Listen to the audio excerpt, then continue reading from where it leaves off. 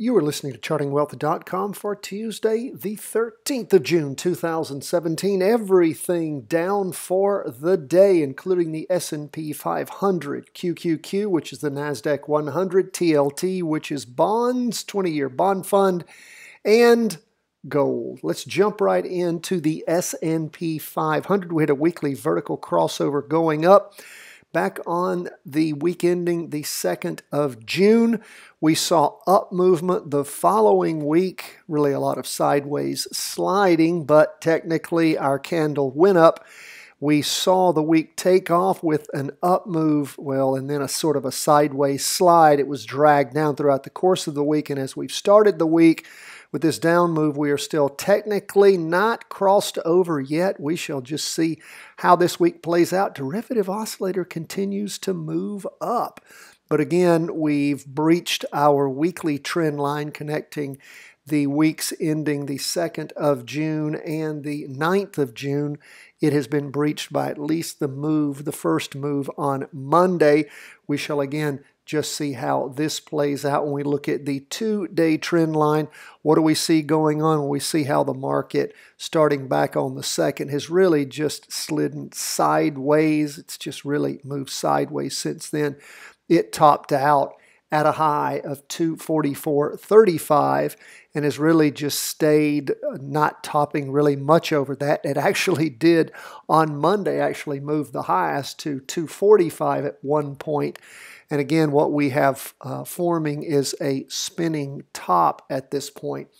We have a spinning top, which of course means lots of indecision. And we shall just continue to see how this plays out. Derivative oscillator on the 2-day chart is staying the same.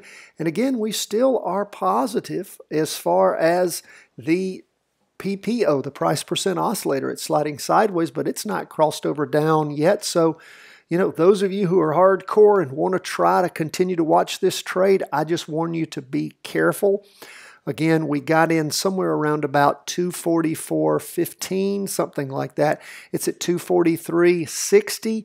So again, just be careful. When we look at this 4-hour chart, we see it's continued to plunge down. And of course, we like our 4-hour chart to give us the right moves, and right now it's telling you you don't need to be in this trade. You need to wait until this backup is done, if indeed it does end, before we have a crossover going down on that 2-day chart.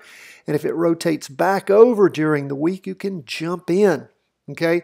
Those of you who have been listening, you know that's the advice we have been giving. That 4-hour chart is really helpful to keep you from doing dumb things. Now let's look at what's going on with QQQ. Remember, we had that beautiful run up in the Qs somewhere around, what was it, about 136 rather, all the way up to a high of 143.49, and then we started seeing things slide sideways and now down. We saw a spinning top, which means lots of indecision.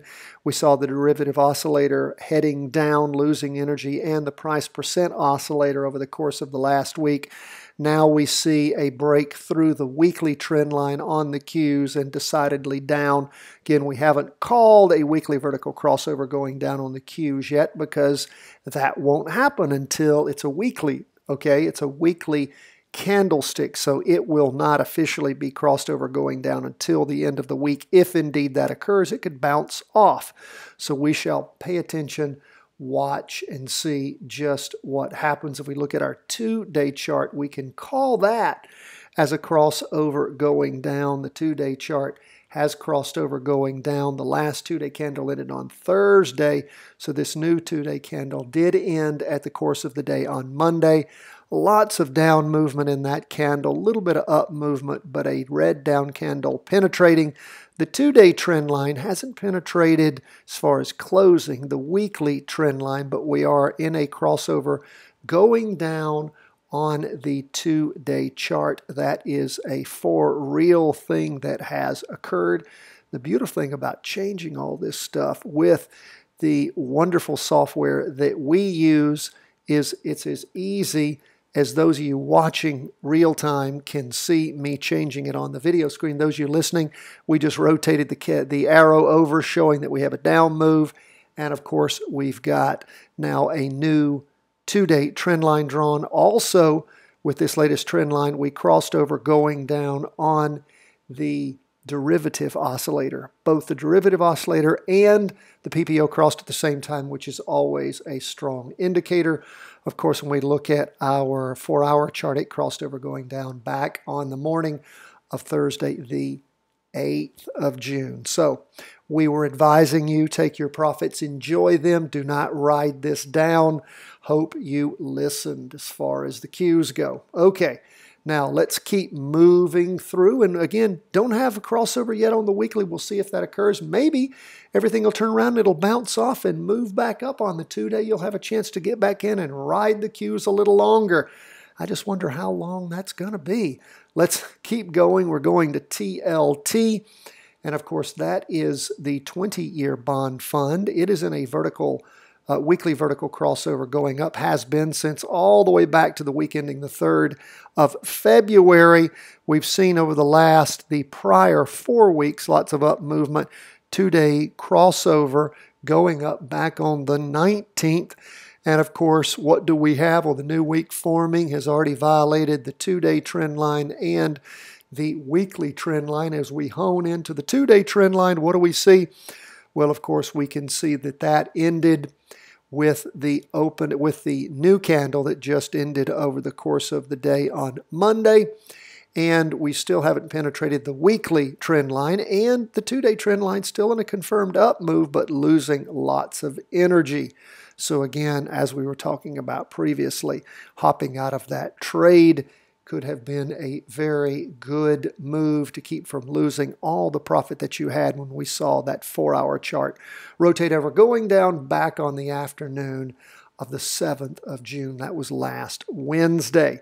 So again, we'll continue to monitor what goes on with TLT. Maybe we'll have a rotation back over going up on that 4-hour chart, would give you a good jumping in point.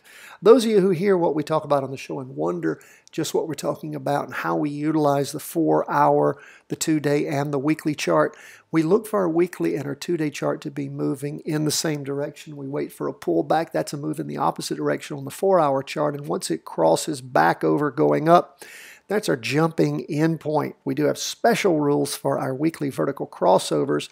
Great training on weekly vertical crossovers at the website chartingwealth.com. If you would like our How to Read a Stock Chart video, then of course you need to subscribe to our daily market review, and you do that at chartingwealth.com. Lastly, let's go to gold. Gold was down for the day 0.15%. It has broken with the new weekly candle that started forming, at least the weekly trend line, not the weekly PPO yet, but we do see the derivative oscillator crossing. Well, not quite. Still positive green, just barely. And again, we don't have a weekly vertical crossover going down yet on gold, but we do have the first day of the week.